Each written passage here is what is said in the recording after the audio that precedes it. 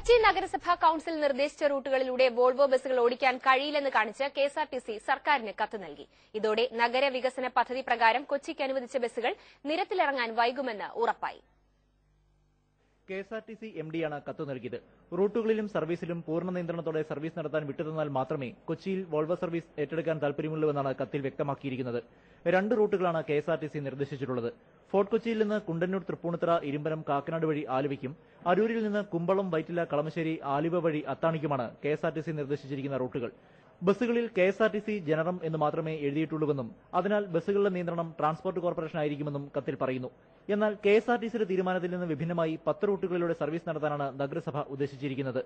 ആദ്യഘട്ടത്തിൽ സർവീസ് കെഎസ്ആർടിസിയെ ഏൽപ്പിക്കുകയും പിന്നീട് കമ്പനി രൂപീകരിച്ച് സർവീസ് നഗരസഭയുടെ കീഴിലാക്കുകയും ചെയ്യാനും തീരുമാനിച്ചിരുന്നു. 200 ബസ്സുകളാണ് കൊച്ചി നഗരസഭയ്ക്ക് അനുവദിച്ചിട്ടുള്ളത്. ഇതിൽ ആദ്യമെത്തിയത് 7 ബസ്സുകളാണ്. കൊച്ചിയിലെ ഗതാഗതക്കുരുക്ക് കുറയ്ക്കാനും ആഡംബര യാത്രയ്ക്കുമായി ലഭിച്ച ബസ്സുകളാണ് റൂട്ടും ഉടമസ്ഥതയും സംബന്ധിച്ച തർക്കം മൂലം ഷെഡിൽ കിടക്കുന്നത്.